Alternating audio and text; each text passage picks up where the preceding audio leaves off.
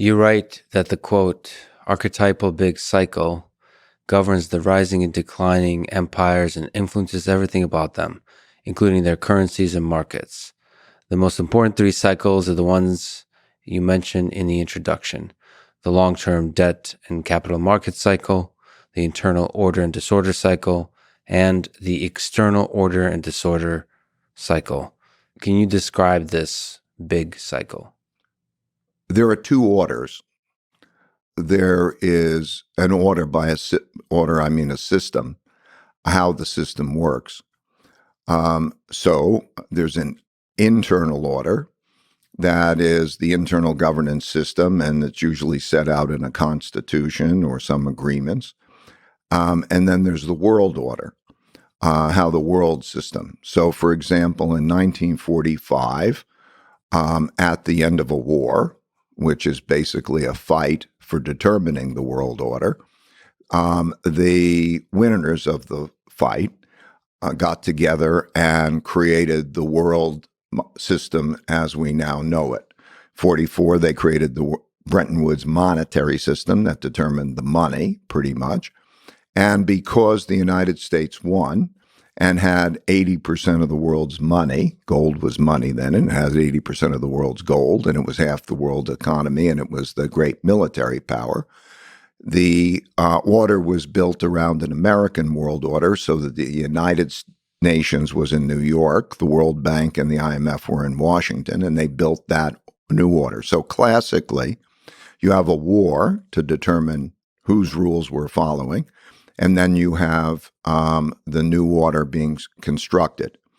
After that, there is usually a period of extended peace and prosperity. Peace suits prosperity. And so there's not, and the reason you have the peace is because no one wants to fight with the dominant power. You know you're going to lose. You've surrendered. There's been the surrendering. They carve up the world. They say what it's going to look like, who's going to control what. And then you come into that period of peace and then prosperity, where then there's a working together. Usually at that point, you've wiped out a lot of the debt. You've wiped out a lot of the issues, the class warfare and so on. And then there's good working together. So those great periods, such as the Industrial Revolution in the late 1800s, or what we've experienced in the post-World War II period, are peaceful and prosperous periods led largely by the dominant world power. Over a period of time, since really 1500, and maybe before, but really 1500, when the Dutch invented capitalism. And what I mean by that, they invented the first capital markets, the first stocks and the first stock market. That since then, capitalism has been an effective tool for building wealth because it got resources into the hands of inventive people. That's when we moved from agriculture to the importance of inventiveness of people. They got resources, and then they built that prosperity. In that process of doing that, they create wealth gaps naturally. Those who make a lot of money make a lot more than those that don't. And it also produces opportunity gaps because, for example, those who earn a lot of money, have that wealth, they have the power to educate their children in a way that others don't. And the gaps grow. And also the debts grow at that time. When they go around the world with their competitiveness, they earn a lot of money. So, for example, the Dutch Empire, learned how to build ships and that would go around the world. A key ingredient of this improvement in this cycle is the improvement of education. And by education, I mean the skills that come from education, but also civility, the ability to deal well together. So the Dutch invented ships that could go around the world, and they had military power, but they were also a very inventive society. 25% of the world's new inventions came from the Dutch.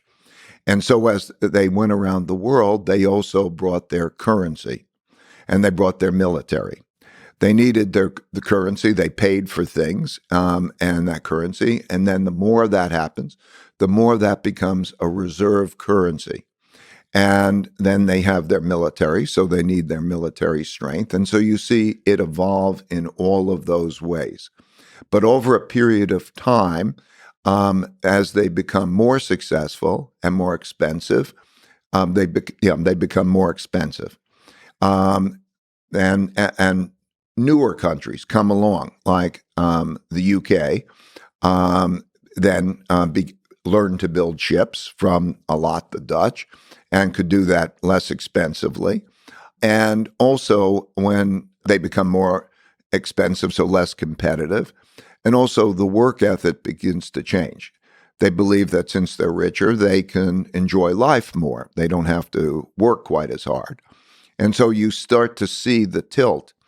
You start to see the development of the top.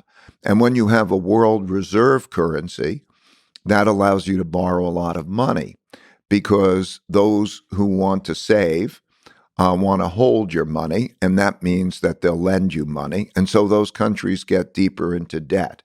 So you see that they gradually lose their competitiveness, and they get themselves into financial circumstances which are not good, and they have large wealth gaps, which set the stage for downturns. And when they have downturns, the first question is, do they have enough money? And traditionally, money is resources.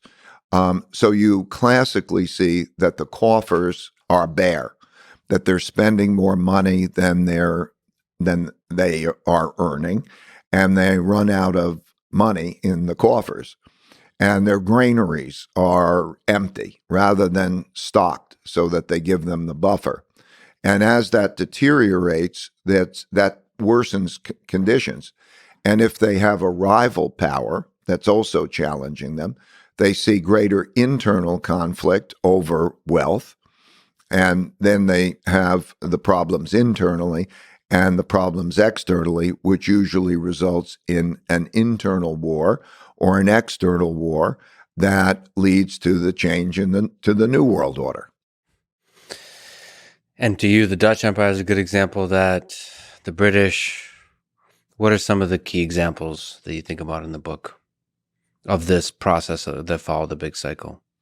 Well, the leading reserve currency empires, but it applies to all the empires, were the Dutch, the British, the American, and the Chinese. But you could follow the same pattern. In the book, it was very important for me to not just use words and concepts, because that's subjective. It was very important for me to use actual measurements. So as you see in the book, you can see every level of this. You can see where's the education level, what is the military power, each one of those, and you could see them back going over the 500 years. And so you can see the arcs and the composition of those arcs. And what you see is really, in most countries and most dynasties, you can see that. But you also can see through those numbers the health of those countries. Today, there are statistics that you could that are in the book that show what is the level of education, what is the level of economic output, what is the level of military strength, what is the level of a number of different measures of strength, so that you can then compare that. And I think that because they're objective measures of strength that you could see change, that shows the picture of where we are today. And I think one of the most important things about the book is that it allows people to monitor how those things are transpiring. I think for policymakers, are your policymakers doing a good job? And there's so much subjectivity in that. But I think it's very simple.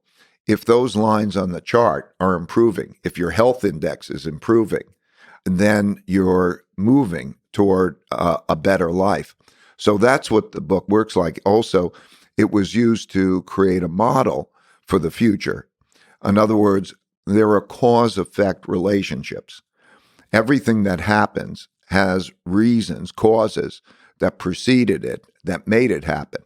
And so by having all those in numbers, one can see the probabilities of certain things happening. So that's what you see in the book. It's not just Ray's interpretation. I didn't want to make it Ray's interpretation because I don't know if I'm right.